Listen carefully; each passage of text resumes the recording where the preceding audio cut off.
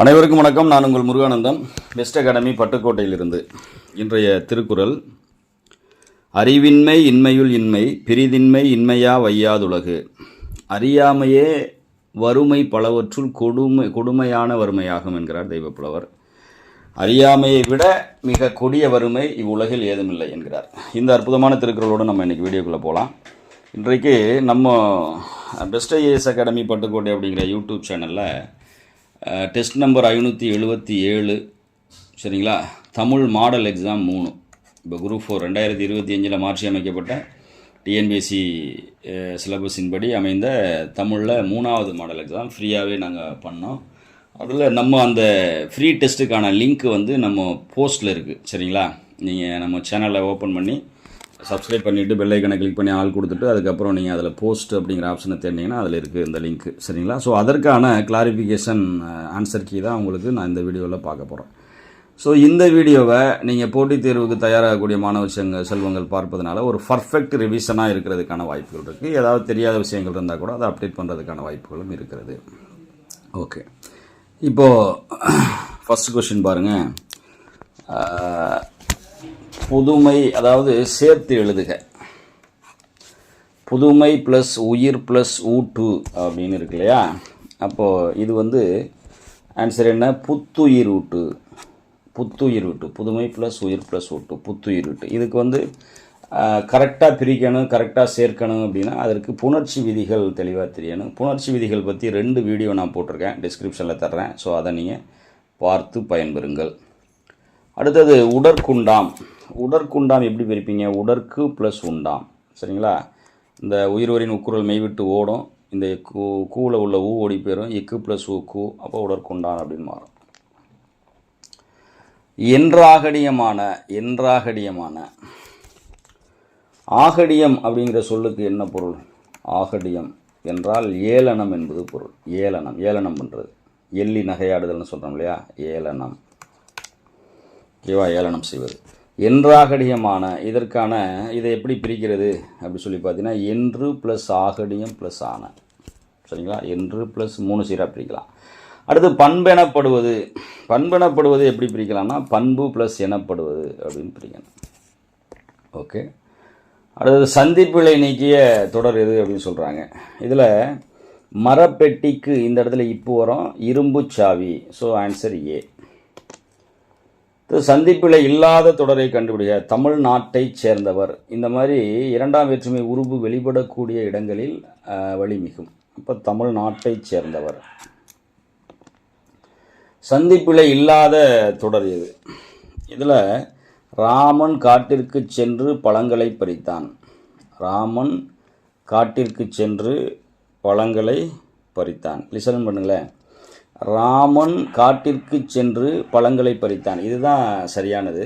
ராமன் காட்டிற்கு சென்று பழங்களை பறித்தான். காட்டிற்கு சென்று பழங்களை பறித்தான் இப்போ போட வேண்டிய அவசியம் இல்லை, சரிங்களா. இது வந்து 100% சரி, இது வந்து 98% சரி, சரிங்களா. ராமன் காட்டிற்கு சென்று பழங்களை பறித்தான் அப்படின்னு சொல்கிறது. ஓகேவா.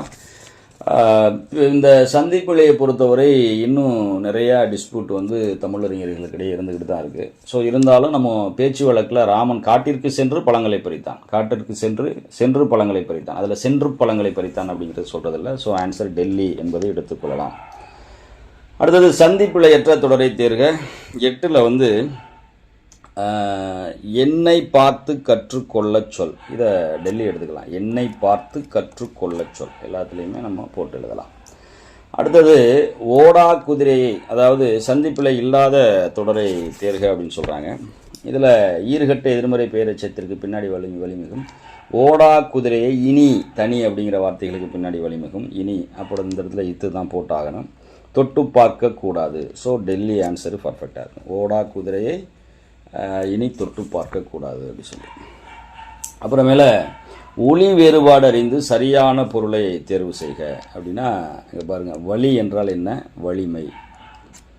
வலி என்றால் காற்று, வழி என்றால் பாதை. So answer C.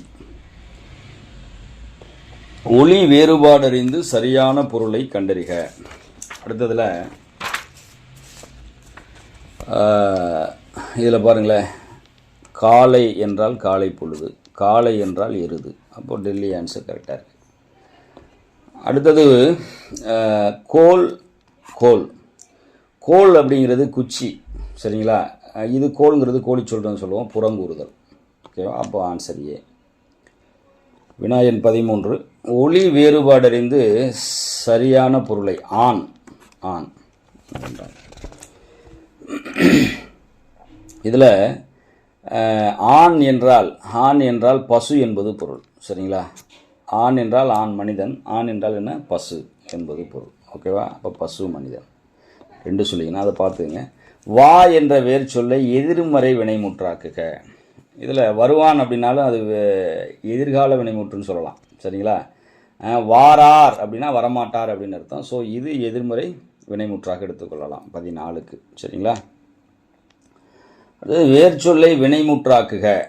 பகு என்றால் பகுத்தார், சரிங்களா? பகுத்தவர் என்பது வினையாளனை பெயர். பகுத்த அப்படிங்கிறது பெயரெச்சம், பகுத்து அப்படிங்கிறது வினையச்சம்.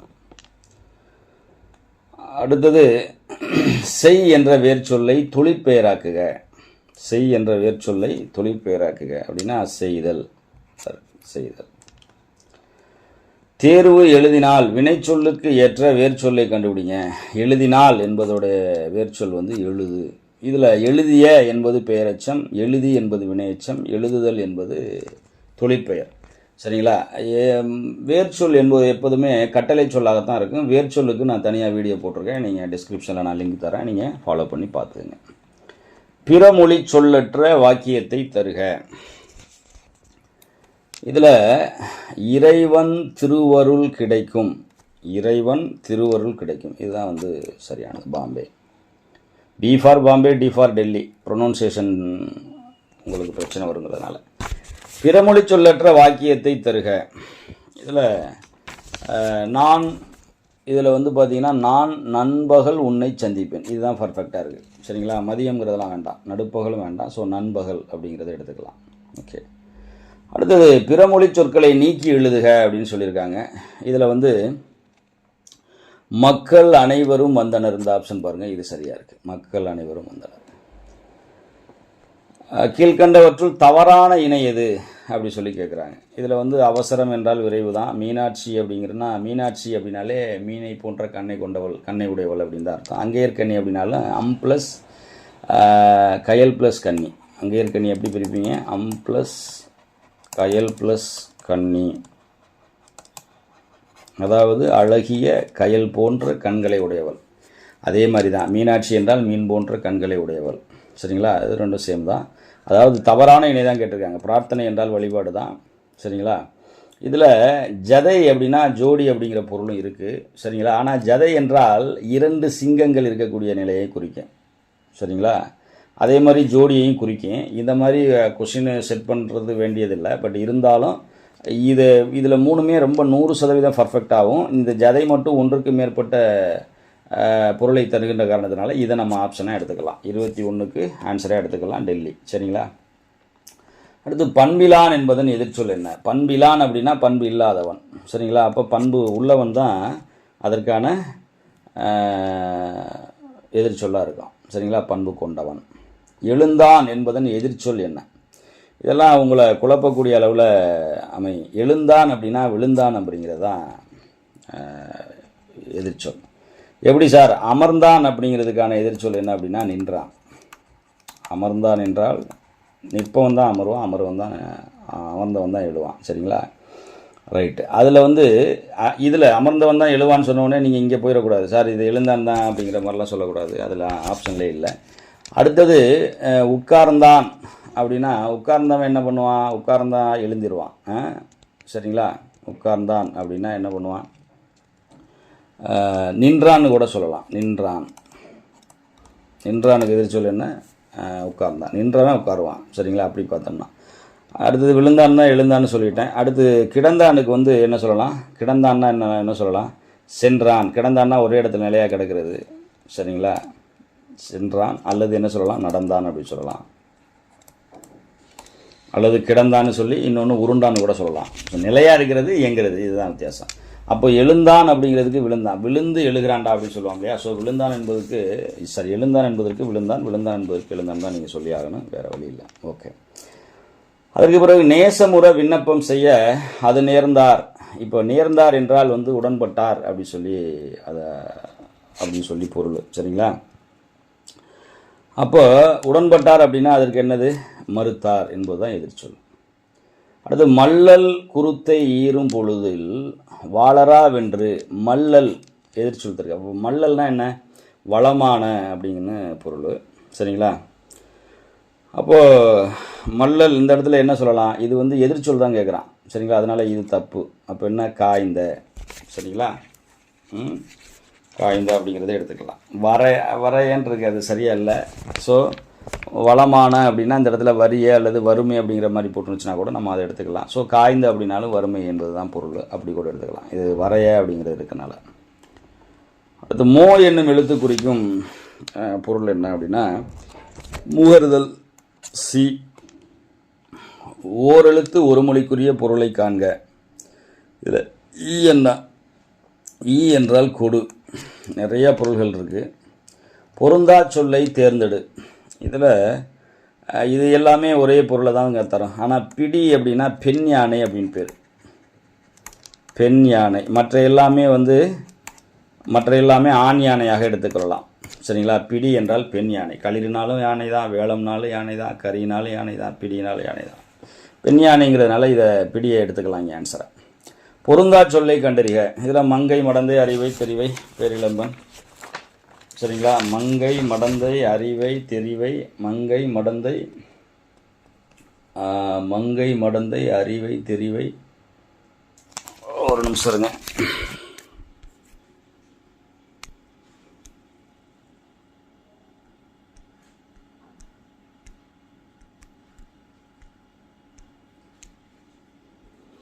அதுதான் இடையிலேருந்து நான் சொல்லிட்டேன். பேதை பெதும்பை மங்கை மடந்தை அறிவை தெரிவை பேரிளம்பன். இந்த 7 வகையான மகளிருடைய பருவங்களும் உங்களுக்கு தெரியணும். அதற்கான வயது லிமிட்டும் தெரியணும். சரிங்களா? நான் போன வீடியோவில் அது இருந்திருக்கோம். அப்போ இதில் வந்து செவிலி என்பது தான் மாறுபட்டு. அப்புறம் அகர வரிசைப்படி சொற்களை சீர் செய்க. இதில் பார்த்தீங்கன்னா இங்கே பாருங்கள். இதில் இந்த இந்த ஃபஸ்ட் லெட்டர்ஸை பாருங்கள். இதில் எது? காவுக்கு அடுத்து தான் சா. அப்போ இது வருமானு தான் பார்க்கணும். சரிங்களா?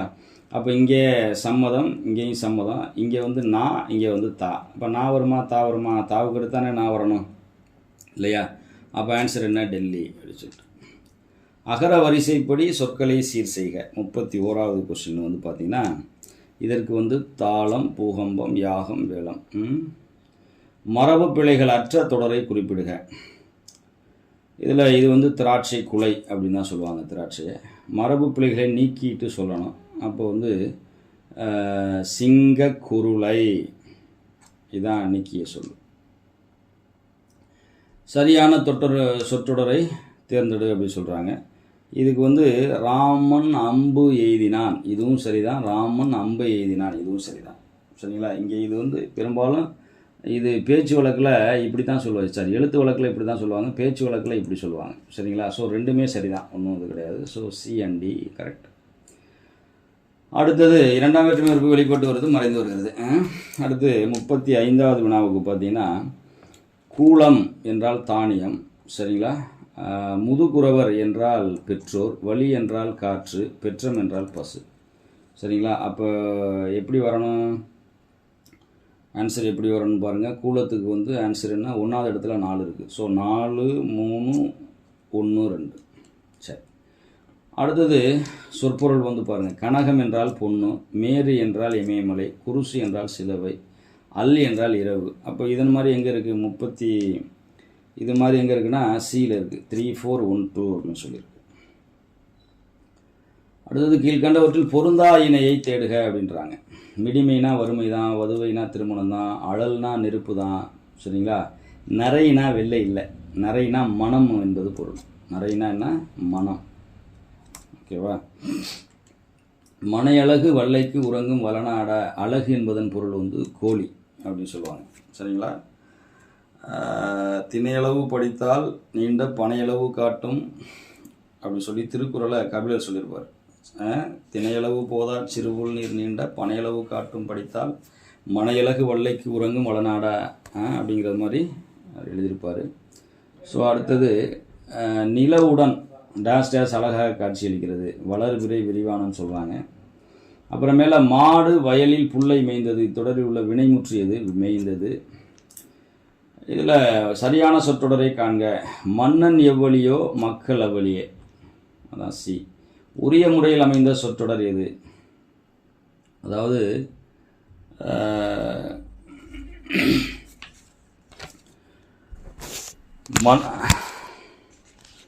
தன்னை உணர தனக்கொரு கேடில்லை, அவ்வளோதான். தன்னை உணர தனக்கொரு கேடில்லை. இந்த உணர அப்படிங்கிறதெல்லாம் வந்து தன்னை உணர தனக்கொரு கேடில்லை, சரிங்களா? இதுதான் ஆன்சர். அடுத்தது சரியான சொற்றொடரை காண்க. நீதி நூல்கள் அனுபவத்தின் சிக்கனம், இதுதான் நீதி நூல்கள் அனுபவத்தின் சிக்கனம். ஆசிரியர் படம் வருவித்தார், இது வந்து பிறவினை, சரிங்களா? வாக்கிய வகை. என்னால் இலக்கணம் படிக்கப்பட்டது, செயற்பாட்டு வினை. நான் கணிப்பொறி வாங்கினேன், என்ன வினை? தன்வினை, சரிங்களா? ஆன்சர் ஏதோ மாற்றி கொடுத்ததா சொன்னாங்க, மாற்றிக்கங்க. ஒருமை பன்மை பிழையை நீக்கம் செய்க. மாணவர்கள் படித்தார்கள், சி. ஒருமை பன்மை பிழையை நீக்கம் செய்க. இதில் பசு வந்தது கன்றுகள் ஓடின, இதுக்கு வந்து பார்த்தீங்கன்னா பாம்பே. ஒருமை பன்மை பிழையற்ற தொடரை காண்க. அதாவது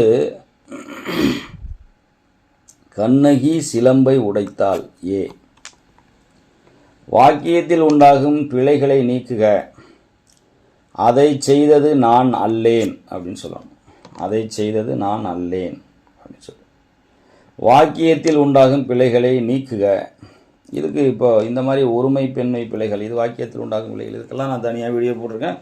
நான் டிஸ்கிரிப்ஷனில் லிங்க் தர்றேன். ஸோ அதை ஃபாலோ பண்ணி அந்த வீடியோஸ் எல்லாம் பார்க்கலைன்னா பார்த்துக்கங்க. வாக்கியத்தில் உண்டாகும் பிழையை நீக்குக. குறிஞ்சி பூக்கள் பூத்திருந்தன, பூக்கள்னு சொல்லும் பொழுது பூத்திருந்தன அப்படின்னு தான் சொல்லணும், சரிங்களா?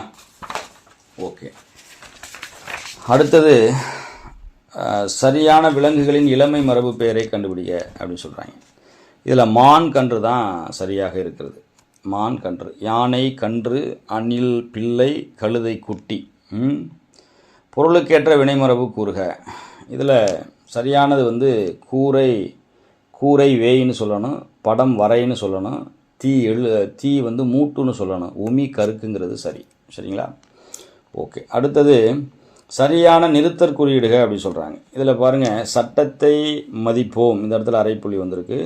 குற்றம் கலைந்த வாழ்வோம், சரிங்களா? அரைப்புள்ளி வந்திருக்கு. சட்டம் நம்மை காக்கும், ஸோ அப்போது டெல்லி தான் சரியாக இருக்குது, சரிங்களா? ஓகேவா? நிறுத்தற்குறிகளுக்கான வீடியோ போடுறேன், ஸோ ஃபாலோ பண்ணிக்கங்க. கிளாஸ் எடுத்திருக்கேன், பட் வீடியோ போடுறேன். சரியான நிறுத்தற்குறிகளை இடுக. இதில் பாருங்கள், மூணாவது ஆப்ஷன். இந்திய தேசிய இராணுவ படை தலைவராக இருந்த தில்லான், இந்த இடத்துல இருக்காமா. இந்திய தேசிய இராணுவத்தின் இதயமும் ஆத்மாவும் தமிழர்கள் தான் என்றார். அப்போ இந்த இடத்துல டபுள் அப்பாஸ்ட்ரபி, சரிங்களா? கடைசியில் புல் ஸ்டாப், கரெக்டாக இருக்குது. ஸோ 55க்கு சி. அடுத்தது டயலாக், கலைச்சொல் தருக. டயலாக் என்றால் உரையாடல் என்பது பொருள். அடுத்தது ஆர்டிகுலரேட்டரி ஃபோனடிக்ஸ் அப்படின்னு சொல்கிறாங்க, சரிங்களா? ஆர்டிகுலரேட்டரி அப்படின்றாங்க. ஸோ ப்ரொனன்சியேஷன் கொஞ்சம் அப்படி இப்படி மாறலாம். இதுக்கு வந்து என்ன பொருள் அப்படின்னா ஒளிப்பிறப்பியல். ஆர்டிகுலோட்டரின்னு கூட சொல்லலாம், ஆர்டிகுலோட்டரின்னு கூட சொல்லலாம். பொனிட்டிக்ஸ், இது வந்து ஒளிப்பிறப்பியல் அப்படின்னு சொல்கிறாங்க. So answer A. அடுத்து போனோலாஜி அப்படின்னு சொல்கிறாங்க. இந்த போனோலாஜி அப்படின்னா என்ன அப்படின்னா ஒளியியல், போனோலாஜி, சரிங்களா? பருவ இதழ்னால் என்ன? பீரியாட்டிக்கல் அப்படின்னு சொல்லுவாங்க. பீரியாட்டிக்கல், பருவ இதழ், PROTICAL. பீரியாட்டிக்கல் அப்படின்னா பருவவியல். கன்சோனன்ட் அப்படின்னா மெய்யொலின்னு சொல்லுவாங்க. கன்சோனன்ட் எல்லாம் ஸ்கூல் புக்கில் இருக்குது, கன்சோனன்ட். அடுத்து வந்து ஹேரோக்ளிபிக் அப்படின்னு சொல்லுவாங்க. இதை சித்திரை எழுத்துனா வந்து HIEROGLYPH GLYPHIC, சரிங்களா? ஹேரோக்ளிபிக் அப்படிம்பாங்க, சித்திரை எழுத்தும்பாங்க. சரி, இப்போ போனோலஜினா ஒளியியல்னு சொல்லிட்டேன். இதழியல்னா ஜேர்னலிசம்னு சொல்லுவாங்க. மொழியியல் அப்படின்னா லிங்குஸ்டிக்ஸ் உங்களுக்கு தெரியும். உயிரொலி அப்படின்னா வவல்ஸுங்கிறது உங்களுக்கு தெரியும். வவல். அடுத்து லோக்கஸ்ட் அப்படின்னா லோக்கஸ்ட்னா வெட்டுக்கிளி என்பது பொருள். லோக்கஸ்ட் வெட்டுக்கிளி, சரிங்களா? இது வந்து கரப்பான் பூச்சி அப்படின்னா காக்ரோச்சுன்னு சொல்லுவோம். மூட்டை பூச்சி அப்படின்னா பேக் ஓம் அப்படி சொல்லுவோம். பேக் வச்சுருக்கணும், மூட்டை பூச்சி அப்படி சொல்லுவோம். அடுத்து வந்து தட்டானுக்கு என்ன சொல்லுவோம்னா ஃப்ளாட்டுன்னு சொல்லுவோம். FLAT, ஃப்ளாட்டுன்னு சொல்லுவோம். அல்லது ட்ராக் அண்ட் ஃப்ளை அப்படி சொல்லுவோம். ட்ராக் அண்ட் ஃப்ளை, சரிங்களா? இப்படியெல்லாம் சொல்கிறதுக்கு தட்டானுக்கு. அடுத்து வோல்வுண்ட் அப்படின்னா சுழல் காற்று அப்படின்னு சொல்லுவோம், சரிங்களா? இது கடல் காற்று சீ ஃப்ரீஸ்ன்னு சொல்கிறாங்க. நிலக்காற்று லேண்ட் விண்டுன்னு சொல்கிறாங்க. பெருங்காற்று விண்டுன்னு தான் சொல்கிறாங்க. அடுத்து சூப்பர் கம்ப்யூட்டர் அப்படின்னா மீத்திறன் கணினி அப்படின்னு சொல்லலாம். அடுத்து ரஃப் நோட் புக் அப்படின்னா குறிப்புச்சுவடி அப்படின்னு சொல்லலாம். குறிப்புச்சுவடி. சிவிலைசேஷன் அப்படின்னா நாகரிகம் அப்படின்னு சொல்லலாம். எம்பஸ்டு ஸ்கல்ப்சர் அப்படின்னா புடைப்புச் சிற்பம். எம்பஸ்டு ஸ்கல்ப்சர். அடுத்து பேட்ரியோட்டிசம் என்றால் நாட்டுப்பற்று. பேட்ரியோட்டிசம். கீழ்கண்ட பத்தினை படித்து வினாவிற்கான சரியான விடையை தேர்ந்தெடுக்கும். நம்மில் எத்தனை உணர்ச்சிகள் உள்ளன என சிந்தித்து பாருங்கள். கோபம், பாசம், அன்பு, வியப்பு, வெறுப்பு என எத்தனை உணர்ச்சிகளை நம் முகம் காட்டுகிறது? மனிதனுக்குத்தான் முகத்தில் உணர்ச்சிகளை காட்டும் திறமை அதிகம். கோபம், பயம் போன்ற ஒன்றிரண்டைத்தான் மிருகங்களால் காட்ட முடியும். மற்றபடி மனிதன் போல் நவரசங்களையும் காட்ட முடியாது. உணர்ச்சிகளின் பிறப்பிடம் மூளைதான். மூளை, உடல் இரண்டும் இணைந்து செயல்படுவதுதான் வெளிப்படுவதுதான் உணர்ச்சிகள். செயல்படுவதால் வெளிப்படுவதுதான் உணர்ச்சிகள் அப்படின்றாங்க. இதை நல்லா கவனமாக படித்து பார்த்துட்டு முகத்தில் உணர்ச்சிகளை அதிகமாக காட்டும் உயிரினம் எது அப்படின்னா மனிதன் அப்படின்னு சொல்கிறோம். அடுத்தது அந்த பத்தியிலிருந்து தான். மேலே உள்ள பத்தினை படித்து வினாவிற்கான சரியான விடையை தேர்ந்தெடுக்கும். மிருகங்களால் எதனை வெளிப்படுத்த முடியும்? கோபத்தையும் பயத்தையும் மட்டும்தான் வெளிப்படுத்த முடியும். அடுத்ததும் அதே பத்தியிலிருந்து தான், சரிங்களா? உணர்ச்சியின் பிறப்பிடம் எது என்றால் உணர்ச்சியின் பிறப்பிடம் எது? மூளை. அதில் இருக்குது, சரிங்களா? மூளை அதில் இருக்கிறது அந்த பத்தியில். அடுத்தது நவரசங்கள் என்ற சொல்லில் உள்ள நவம் என்பதன் பொருள் வந்து 9. அதில் இல்லை. நவம்னா நம்ம தான் தெரிஞ்சிருக்கணும். நவரத்தினங்கள், நவதானியங்கள் அப்படி சொல்லி, நவக்கிரகங்கள். அடுத்தது பாருங்க, எவை இரண்டும் இணைந்து செயல்படுவதால் உணர்ச்சிகள் வெளிப்படுகின்றன அப்படி சொல்லி கேட்குறாங்க. மூளையும் உடலும், சரிங்களா? மூளையும் உடலும் அதில் இருக்குது, படித்து பார்த்துக்கலாம். கடலில் கரைந்த பெருங்காயம் போல, இதில் வந்து பயனின்மை ஊமையால் விளங்கும் பொருள். உத்திராட்ச பூனை உபதேசம் செய்வது போல கபடமாக பேசுறது. சரி, அடுத்தது கடைமடை திறந்தார் போல. இது கடைமடையாக இருந்தாலும் சரி, முதல் மடையாக இருந்தாலும் சரி, மடை திறந்தாலே வந்து விரைவு தான். சரி, அப்போ டெல்லிக்கு 73க்கு பாம்பே. அடுத்தது பிள்ளையார் பிடிக்க போய் குரங்கானது போல. அதாவது ஒரு சிற்பத்தை செய்கிறாங்க, பிள்ளையாரை வந்து செய்ய போகும்போது குரங்கு மாதிரி உருவானது மாதிரின்னு சொல்கிறாங்க, சரிங்களா? இல்லாட்டி ஒரு களிமண் எடுத்து பிள்ளையார் பிடிக்க போய் குரங்கு வந்தது மாதிரி அப்படிங்கிற மாதிரி, சரிங்களா? இப்போ இதுக்கு என்ன சொல்கிறாங்கன்னா, நினைத்தது ஒன்று நடந்தது ஒன்று. அடுத்ததாக இருதலை கொல்லி எறும்பு போல உவமை புலப்படுத்தும் பொருளை தேடுக. இது வந்து தவிப்பு. இருதலை கொல்லி எறும்பு போல தவிப்பு. ஒருதாய் மக்களைப் போல உவமை புலப்படுத்தும் பொருளை தேடுக. ஒற்றுமை. ஒருதாய் மக்களைப் போல ஒற்றுமையாக இருக்க வேண்டும். அடுத்து கடன்பட்டார் நெஞ்சம் போல. இது வந்து மனக்கலக்கம்னு சொல்லலாம். கடன்பட்டார் நெஞ்சம் போல அப்படி சொல்லிட்டு.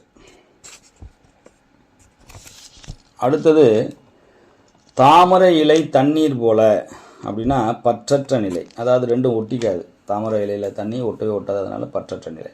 அடியற்ற மரம் போல ஓமை புலப்படுத்தும் பொருளை தேடுக அப்படி சொன்னால், அடியற்ற மரம் என்ன பண்ணும்? வீழும். அடியற்ற மரம் போல் வீழ்ந்தான். யானைவாய் கரும்பு போல. இது வந்து என்னது அப்படின்னா, மீண்டும் ஏதாவது வர முடியுமா? வர முடியாது. யானையோட வாயில் மாட்டின கரும்பு போல் மீண்டு வர முடியாது. சரி, அடுத்து பிறமொழி சொல்லுக்கு இணையான தமிழ் சொல் கரன்சி நோட் அப்படின்னா பணத்தால் என்பது பொருள். பிறமொழி சொல்லிற்கு இணையான தமிழ் சொல்லை கண்டறிக. இதில் இம்சை அப்படின்னா துன்பம். நம்ம ஸ்கூல் புக் படி இம்சை இன்பம் இல்லை, இதில் இன்பம்னு இருக்குது. ஸோ இன்பம் இல்லை, துன்பம், இதான் ஆன்சரு. அதே நேரத்தில் இம்சை என்றால் தொல்லை, துன்பம் தொல்லையெல்லாம் சேம் தான். பட் துன்பங்கிறது ரொம்ப சரியாக இருக்குது. அதனால் இம்சை என்றால் என்ன, துன்பம்னு எடுத்துக்கலாம். சரிங்களா? துன்பம் இல்லைன்னா தொல்லை எடுத்துக்கலாம். ஸோ ஆன்சர் 82க்கு பாம்பே எடுத்துக்கலாம். அடுத்து ரைம், ஆங்கில சொல்லுக்கு இணையான தமிழ் சொல் தருக. இது இயைபுத்தொடை, ரைமிங்காக வர்றது ஒரே மாதிரி, இயைபுத்தொடை.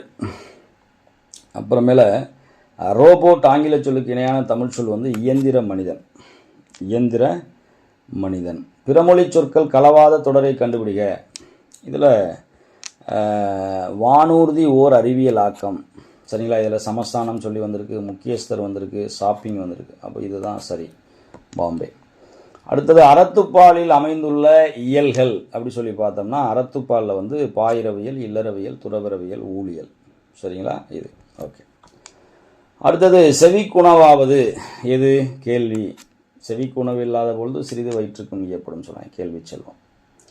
அடுத்தது வனப்பு என்னும் சொல்லின் பொருள் என்ன? அழகு. வனப்பு என்றால் அழகு. பாரதியார் எந்த பத்திரிகையில் துணை ஆசிரியராக பணியாற்றினார்? சுதேசமித்திரன். சுரதாவின் இயற்பெயர் என்ன? ராஜகோபால். தீர்த்த யாத்திரை கவிதை நூல் எழுதியவர் யார்? வாணிதாசன். வாணிதாசன். டெஸ்ட் வைக்கும் பொழுது வேறு ஆப்ஷன் இருந்திருக்கும் தவறுதலா. ஸோ வாணிதாசன். வாணிதாசனுக்கு இன்னொரு பேர் கவிஞரேறு. கவிஞரேறு வாணிதாசன் சொல்லுவாங்க. பாவலர் மணி, பாவலர் மணி வாணிதாசன் அப்படின்னு சொல்லுவாங்க. அப்புறமேல பாவலர் மன்னன், பாவலர் மன்னன் அப்படின்னு சொல்கிறாங்க. தமிழ்நாட்டின் வேர்ட்ஸ்வொர்த், தமிழ்நாட்டின் வேர்ட்ஸ்வொர்த். இதெல்லாம் வாணிதாசனுடைய வேறு பேர்கள். சரிங்களா? வேர்ட்ஸ்வொர்த். ஓகே. அடுத்தது உலகில் உள்ள மொழிகளுள் தமிழே மிகவும் பண்பட்ட மொழியாகும். இது யார் சொன்னது அப்படின்னா மேக்ஸ் முல்லர் சொல்லியிருக்காரு. யார் சொல்லியிருக்காரு? Maths Muller.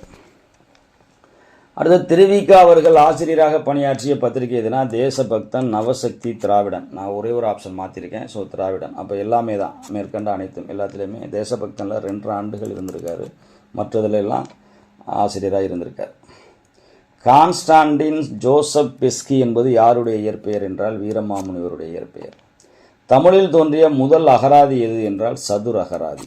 வீரமாமுனிவர் தான் இயற்றினார். குன்றை விட சற்று உயரம் குறைந்த பகுதி எவ்வாறு அழைக்கப்படுகிறது என்றால் கரடுன்னு அழைக்கப்படும், அதே மாதிரி பாறைன்னு அழைக்கப்படும். சரிங்களா? ஓகே. சாதுவன் கடல் வாணிபம் மேற்கொண்டான் என்னும் குறிப்பு காணப்படும் நூல் எது என்றால் அது மணிமேகலை. என்னங்க? மணிமேகலை. இதெல்லாம் ஓல்டு புக்கில் இருக்குது. தேவதாசி முறை ஒழிப்பு சட்டத்தை கொண்டு வந்தவர் யார்? டாக்டர் முத்துலட்சுமி அம்மையார். அடுத்தது ராணி மங்கம்மாளை எதிர்த்த முகலாய மன்னர் யாருன்னா அவுரங்கசீப் அப்படின்னு சொல்கிறாங்க. யார்? அவுரங்கசீப். இது முக்கியமான ஒரு வினா. தமிழகத்திலிருந்து ஏற்றுமதி செய்யப்பட்ட பொருட்களில் முதலிடம் பிடித்தது எது? முத்தே முதலிடம் பிடித்தது அப்படின்னு பழைய புக்கில் இருக்குது. சரிங்களா? Okay, thanks to all. Video பிடிச்சிருந்துச்சுன்னா லைக் பண்ணுங்கள், ஷேர் பண்ணுங்கள், கமெண்ட் பண்ணுங்கள், சப்ஸ்கிரைப் பண்ண மறந்து